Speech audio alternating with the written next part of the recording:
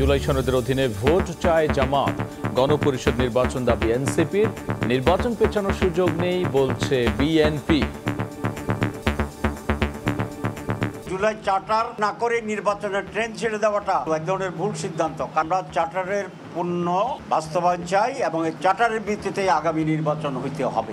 আমরা মনে করি আগামী নির্বাচনটি গণপরিষদ নির্বাচন অনুষ্ঠিত হয়ে এবং সেটা নতুন সংবিধান প্রণয়ন করবে। নির্বাচনকে বিভিন্নভাবে বিলম্বিত করার লক্ষ্যে এই ধরনের কিছু একটা শক্তি কাজ করছে, কোনো সুযোগ নেই, তবে এর কোনো সুযোগ নাই। কেউ নির্বাচনের বিকল্প ভাবলে তা জাতির জন্য বিপজ্জনক হবে, ব্রিফিংয়ে প্রেস উইং। তিনি বলেছেন নির্বাচন ছাড়া কোনো বিকল্প নাই, কেউ যদি নির্বাচনের কোনো বিকল্প নিয়ে ভাবে সেটা হবে এই জাতির জন্য গভীর বিপজ্জনক। দেখছিলেন প্রধান শিরোনাম। রাত 11টার সময় সঙ্গে আছি আমি গোলাম রাব্বি। এবার অন্যান্য শীর্ষ সংবাদ।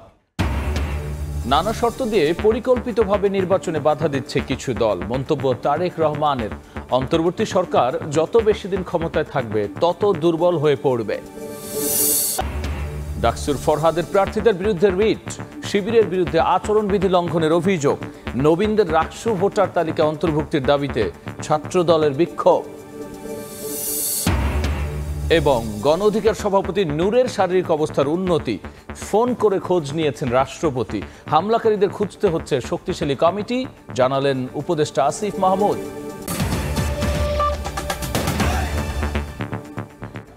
ফেব্রুয়ারির প্রথমার্ধে নির্বাচন আয়োজন প্রতিশ্রুতি পুনর্ব্যক্ত করেছেন প্রধান উপদেষ্টা।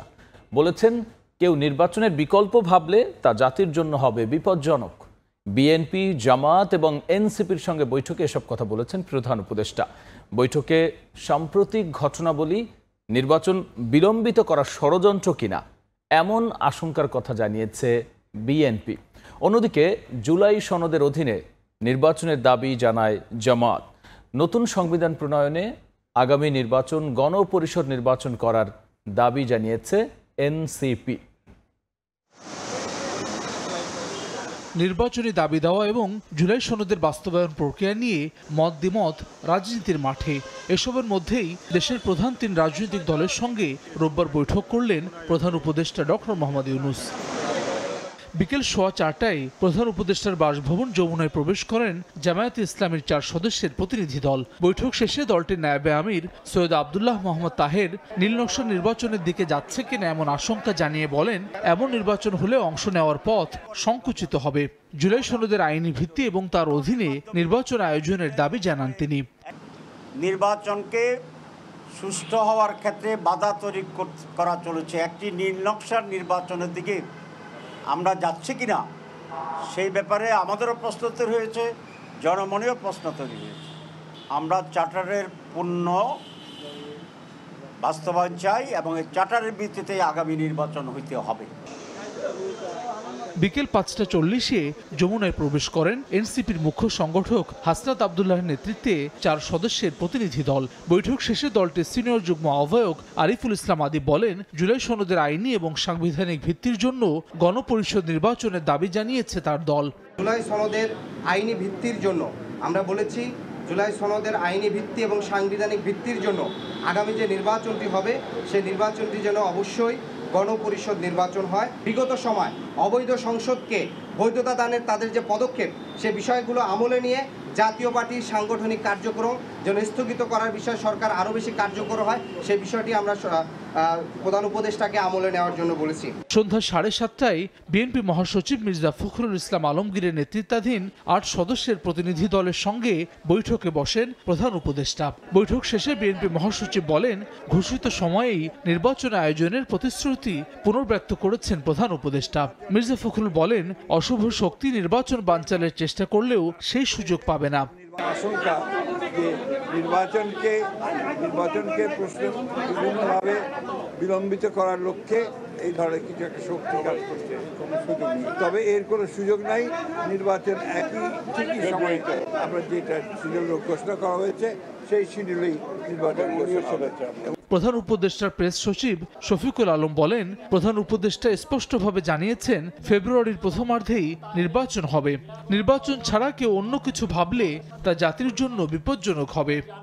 প্রধান উপদেষ্টা জানিয়েছেন, স্পষ্টভাবে জানিয়েছেন, তিনি জাতির উদ্দেশ্যে ভাষণে নির্বাচনের যে সময় ঘোষণা করেছেন নির্বাচন সেই সময়ের মধ্যে হবে, অর্থাৎ ফেব্রুয়ারির প্রথমার্ধে একটি অবাধ, সুষ্ঠু ও উৎসবমুখর পরিবেশে নির্বাচন অনুষ্ঠিত হবে। সকল রাজনৈতিক দলকে প্রধান উপদেষ্টা নির্বাচন নিয়ে আবারও তার প্রতিশ্রুতি জানিয়েছেন। তিনি বলেছেন, নির্বাচন ছাড়া কোনো বিকল্প নাই।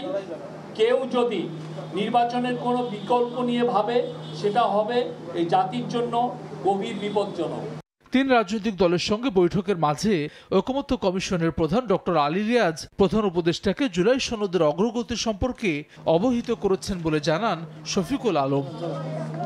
হাসান ওয়ালি, সময় সংবাদ, ঢাকা।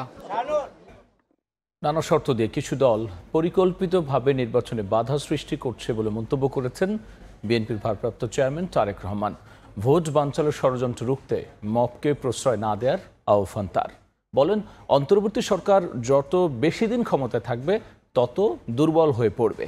বিএনপির মহাসচিব বলেছেন, তার দল সরকার গঠন করলে তারেক রহমানকে প্রধানমন্ত্রী নির্বাচন করা হবে। বিএনপির ৪৭তম প্রতিষ্ঠাবার্ষিকী উপলক্ষে রাজধানীর রমনায় ইঞ্জিনিয়ার্স ইনস্টিটিউশনে আলোচনার সভায় যোগ দেন বিএনপির কেন্দ্রীয় নেতৃবৃন্দ। প্রধান অতিথি হিসেবে ভার্চুয়ালি যুক্ত হন দলের ভারপ্রাপ্ত চেয়ারম্যান তারেক রহমান। সম্মানিত সদস্যবৃন্দ, বিএনপি মহাসচিব মির্জা ফখরুল ইসলাম আলমগীর বলেন, বিএনপি একমাত্র দল যারা বাংলাদেশকে রক্ষা করতে পারে। বাংলাদেশের রাজনৈতিক এবং অর্থনৈতিক কাঠামো পরিবর্তন সম্ভব হবে ৩১ দফা বাস্তবায়নের মাধ্যমে। আমরা কারো হুমকিতে মাথা নত করতে বাংলাদেশের মানুষ রাজি নয়। নির্বাচনের মধ্য দিয়ে আমরা জনগণের সরকার প্রতিষ্ঠা করে, বিএনপি সরকার প্রতিষ্ঠা করে আমাদের নেতা তারেক রহমানকে আমরা প্রধানমন্ত্রী নির্বাচিত করতে পারবো এবং বিএনপিকে আবার ক্ষমতায় নিয়ে আসতে পারবো। প্রধান অতিথি বক্তব্যে বিএনপির ভারপ্রাপ্ত চেয়ারম্যান বলেন, নানা শর্ত দিয়ে পরিকল্পিতভাবে নির্বাচনের পথে বাধা সৃষ্টি করছে কিছু দল। কোন রাজনৈতিক দল নির্বাচনের মাধ্যমে জনগণের অধিকার প্রতিষ্ঠার পরিবর্তে তাদের দলীয় স্বার্থ চরিতার্থ করার জন্য নানা শর্ত আরোপ করছে এবং এই শর্ত আরোপ করে নির্বাচনের পথে হয়তোবা পরিকল্পিত উপায়ে বাধার সৃষ্টির অপচেষ্টা করছে বলে বহু মানুষ এরই ভিতরে ভাবতে শুরু করেছেন। রাষ্ট্র ও রাজনীতিতে সংস্কার বিষয়ে বিএনপি একমত জানিয়ে বিএনপির ভারপ্রাপ্ত চেয়ারম্যান বলেন, পুঁথিগত সংস্কারের চেয়ে জনগণের মুক্তি বেশি গুরুত্বপূর্ণ। সংস্কারের প্রয়োজন রয়েছে অবশ্যই, তবে জনগণের অধিকার চর্চা এবং প্রয়োগের পথে বাধা সৃষ্টি করে কোনো সংস্কারকেই টেকসই করা যাবে না। সঙ্গত কারণেই অন্তর্বর্তীকালীন সরকার যত বেশি দিন ক্ষমতায় থাকবে তাদের দুর্বলতাও তত বেশি দৃশ্যমান হতে থাকবে। বিভিন্ন পরিস্থিতি সামাল দেওয়ার ক্ষেত্রে অন্তর্বর্তীকালীন সরকারের দুর্বলতা যত বেশি প্রতীয়মান হবে, জুলাই গণ অভ্যুত্থান বিরোধী অপশক্তি ৫ই আগস্ট নিয়ে তত বেশি বিভ্রান্তি সৃষ্টির সুযোগ পাবে। দেশে চলমান পরিস্থিতি সামাল দিতে অন্তর্বর্তী সরকার ব্যর্থ হলে অপশক্তি পরিস্থিতি আরো জটিল করে তুলবে বলে আশঙ্কা প্রকাশ করেন বিএনপির ভারপ্রাপ্ত চেয়ারম্যান তারেক রহমান। জনগণের সঙ্গে সম্পর্ক থাকলে। আদনান তুর্য, সময় সংবাদ, ঢাকা। কার্যক্রম নিষিদ্ধ থাকা দলের নির্বাচন বানচালের ষড়যন্ত্র রুখতে সব দলকে ঐক্যবদ্ধ থাকতে হবে বলে মন্তব্য করেছেন স্বরাষ্ট্র উপদেষ্টা। দুপুরে সচিবালয়ে ব্রিফিংয়ে তিনি বলেন, ঐক্যে ফাটল ধরলে নৈরাজ্য সৃষ্টি করতে পারে ফ্যাসিবাদের দোসররা। এদিকে সুষ্ঠু নির্বাচনের জন্য আইন শৃঙ্খলা বাহিনী পুরোপুরি প্রস্তুত বলে জানান উপদেষ্টা।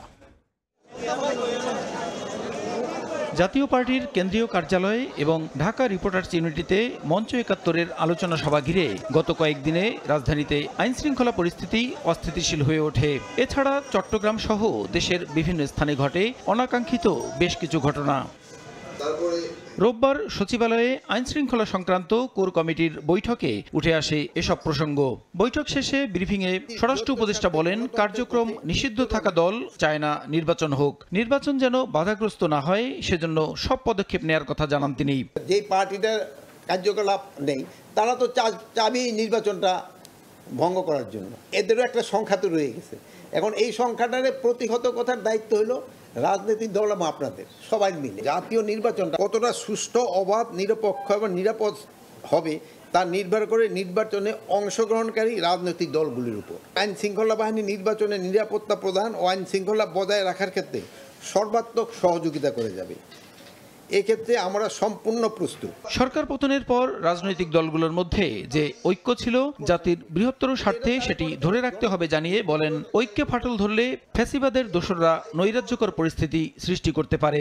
রাজনৈতিক মধ্যে যদি মত থাকতে পারে একজন আগে, কিন্তু জাতির বৃহত্তর স্বার্থে গণতন্ত্রের পথে উত্তরণে ঐক্যবদ্ধ থাকতে হবে। এই ঐক্যে যদি ফাটল ধরে এর মধ্যে কিন্তু ফ্যাসিস্ট দোসররা ঢুকে বিশৃঙ্খলা ও নৈরাজ্যকর পরিস্থিতি সৃষ্টি করতে পারে। ত্রয়োদশ জাতীয় নির্বাচন সুষ্ঠুভাবে সম্পন্ন করতে যতটা প্রস্তুতি দরকার আইন শৃঙ্খলা বাহিনী ততটাই প্রস্তুত বলে জানান স্বরাষ্ট্র উপদেষ্টা।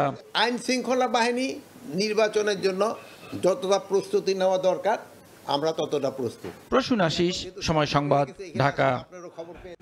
এবার ছাত্র সংসদ নির্বাচনের খবর।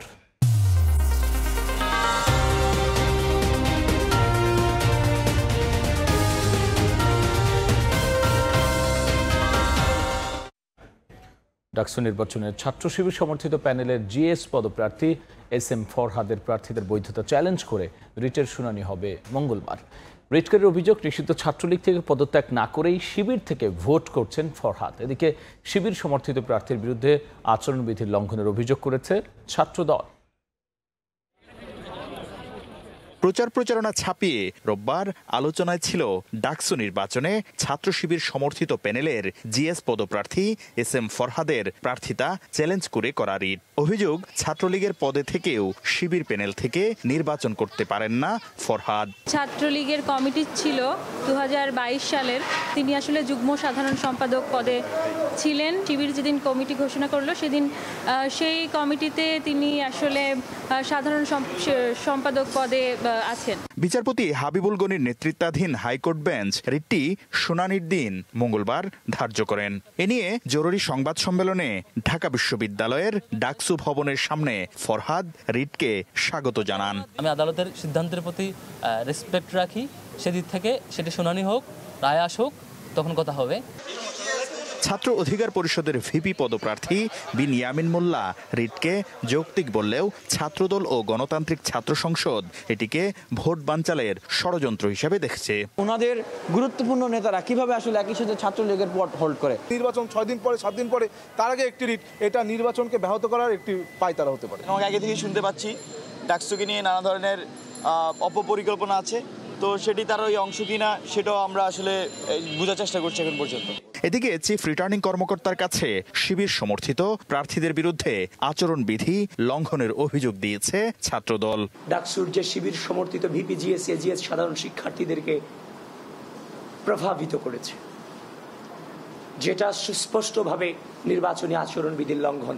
ফরহাদের বিষয়ে আনুষ্ঠানিকভাবে কিছুই জানেন না বলে জানিয়েছেন টাস্ক ফোর্সের প্রধান। আমাদের কাছে যদি এ ধরনের বিষয় কোর্ট থেকে যদি আসে, তাহলে আমরা আসলে সেই অনুযায়ী আইনানুগ ব্যবস্থা, আমরা সেই জবাব দেওয়ার ব্যবস্থা করব। এদিন ডাকসুর কাঠামো সংস্কার, শিক্ষার্থীদের ক্ষমতায়ন সহ 18 দফার ইশতেহার ঘোষণা করেছে বাম সমর্থিত প্রতিরোধ পরিষদ প্যানেল। সর্বব্যাপী নব্য ফ্যাসিবাদী তৎপরতার বিরুদ্ধে। শাকির আহমেদ, সময় সংবাদ, ঢাকা। এদিকে ডাকসু নির্বাচনের প্রথম বর্ষ 2024-25 শিক্ষাবর্ষের শিক্ষার্থীদের ভোটার তালিকায় অন্তর্ভুক্ত করার দাবিতে কোষাধ্যক্ষের কার্যালয়ে তালা দিয়ে বিক্ষোভ করেন ছাত্রদলের নেতাকর্মীরা। এই সময় ভাঙচুর করা হয় মনোনয়নপত্র সংগ্রহ ও জমাদানের চেয়ার টেবিল। অন্যদিকে জাহাঙ্গীরনগর বিশ্ববিদ্যালয়ে প্রার্থীদের প্রচারণায় উৎসব মুখর পরিবেশ বিরাজ করছে।